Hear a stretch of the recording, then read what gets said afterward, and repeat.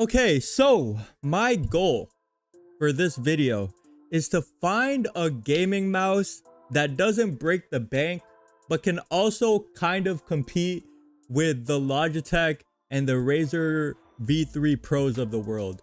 And the reason I say that is because I think the Logitech Superlight 2, which is probably a lot of people's gaming mouse, is just not worth it if you're someone like me who's not gonna be super competitive. Like currently we are going through a prime week. How much is a Logitech right now? Logitech Superlight. When I first reviewed mice, I did not know about 1K hertz, 4K hertz, and 8K hertz. I have not used 8K hertz, but the Superlight 2 is $219 here in Canada. 189 right now for prime. Can't do US conversions. One of the best sensors in the world. You got the Hero 2. It's gonna be hard to compete with that. It's also 60 grams. It has an 8K hertz report rate, but I don't think you're gonna notice the difference between 4K hertz and 8K hertz. I think this is another situation where it's like 240 hertz and 144. You'll notice it if you start using a 240 hertz, but it's not really gonna change you at the end of the day. It has a good scroll wheel. That's mainly why you're buying it, for the one of the best sensors and the 8K hertz polling. It's also Logitech. I don't know what 88 gram acceleration means, to be honest. 888 IPS speed, I don't know, but I don't think that matters for an average Joe like me. You know what I'm saying? I don't need to pay $200+ for a gaming mouse, because either way, I'm gonna be ass. And it also has a 95-hour battery life. Oh, it has light force tech switches. Listen, most switches are pretty good nowadays. Okay, one that immediately, and I mean immediately, caught my eye is this one right here. I don't know, it just stands out. It's on a Prime Day deal. It's called the INPHIC IN10P lightweight wireless gaming mouse, tri-mode. I don't know why this is such a big promotion from people. Like, it has, that means it has Bluetooth, a dongle, and or a receiver, and then wired, right? I don't know, maybe people are looking for that. It's also 60 grams. It has a Pixart 3395, which I think is still top of the line for Pixart, right? If I'm not mistaken. I'm not, you know, the most knowledgeable guy when it comes to mice, I can't lie. It has 8K hertz polling rate. Nah, that $57. So that's like $40. No way. Nah. That's too sus. That's too sus. It does look really cool though. I really fuck with this design. I don't know what this means. It just it says Black Hole 2050 CN Tactic IN10 Supernova, but I really like the lights that it goes like this. Ultra lightweight, 100 million clicks, advanced KP950B chip. Have no idea what that means, but it's powered by the custom Kunpeng KP950B chip. Yep, never heard of that. Let me Google search this. Seems like it's only used in the NP10. All right, so this is their own chip. Shit, it about to hack into my PC and get all my information, but that's fine, because for $60, it's looking good. Yeah, so I got that Pixar 3395 sensor, 400 milliamp battery for up to 120 hours of continuous use. However, I think this is probably for like 1K hertz polling. If it's 8K, I'm gonna be honest, that's probably like 70 hours maybe, because it does take a lot of battery. So this is like a fourth the price. This is the software, what actually tells you what it does. I really like that. Yeah, these feet might not be that great. This does have 4.7 out of 5 reviews, but it's only 173, which is sus, especially when it comes to Amazon. And a lot. This has a Vine review. Vine. Can we trust them Vines? It comes with, I would assume, extra feet, and it comes with grips. grips for $60. It's looking promising. All right, ladies and gentlemen, I got some bad news. I recorded the unboxing and the gameplay part because I was showing the gameplay of this mouse, which I'll talk about in a bit, but I recorded for like an hour, and of course my mic it reset to 100% and my voice was peaking. It's unbearable to listen to. I am so upset. High quality computer mouse. Hell yeah. Now I'm sorry for this camera. I promise I'll upgrade it one day when your boys got the cash too. We gotta work with what we got, you know, and I can't record with my phone. It's so old that when I start recording, it overheats. This is like that standard off-brand Amazon packaging. Non-well-known companies, they always put it in this box to save money, of course. Like, this ain't gonna be no premium experience, but I'm gonna be honest, who cares? If the mouse is good, this is what the box looks like. Yes, standard stuff. Braided USB-C cable, USB-A to USB-C.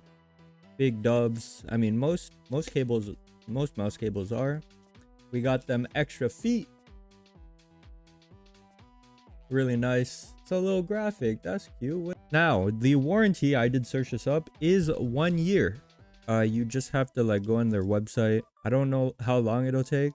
We don't know the longevity of this. This is the mouse right here. I already put the grips on it. I can't take them out because the problem I have with grips is that eventually the glue starts like coming to the sides. I don't know why. I don't know if it's a me thing, but every mouse that I've used so far, eventually the glue just starts sticking on the side and then my hands get sticky and it's just a whole mess. But as y'all see, the mouse itself, I think it's hot. Now there is a white version, but it's not sold in Canada for some reason. Why? The white version looks so cool.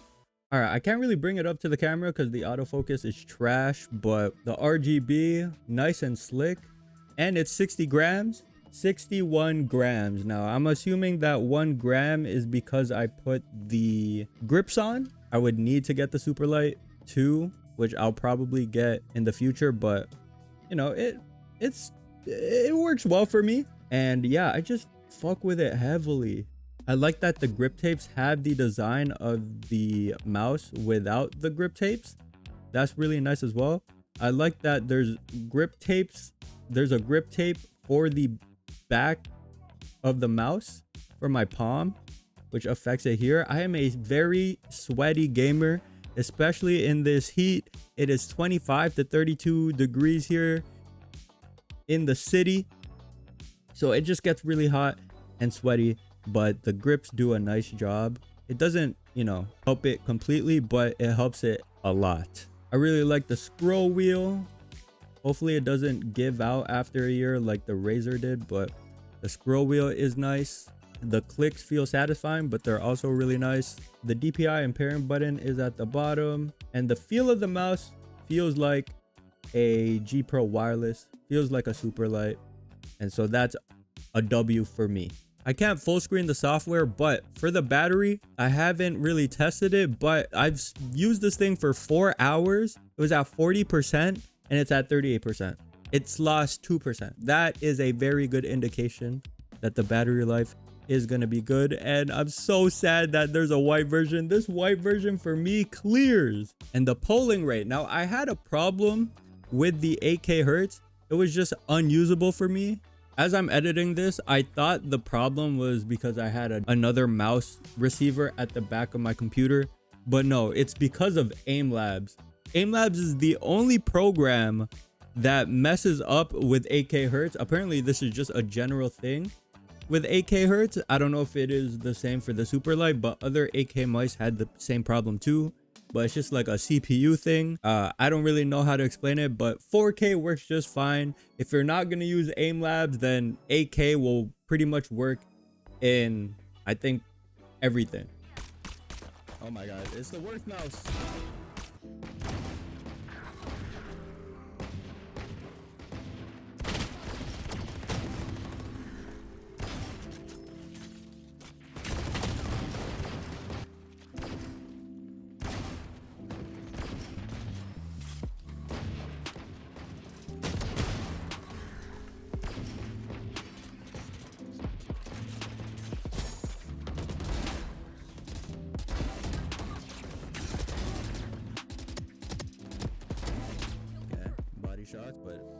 listen, again, I'm not the greatest aimer.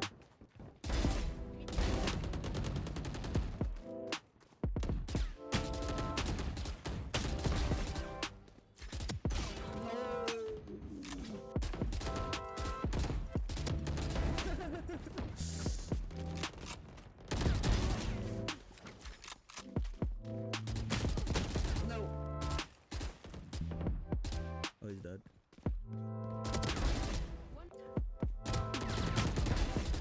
It's a good mouse. It's a good mouse.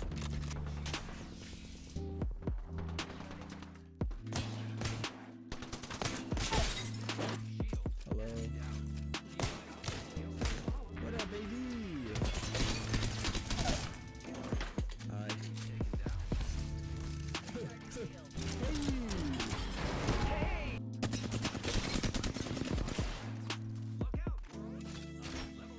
I'm gonna hit my head.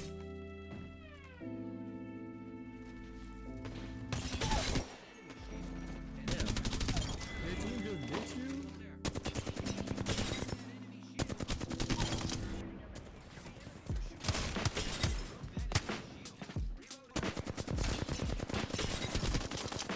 Please. You didn't damn him.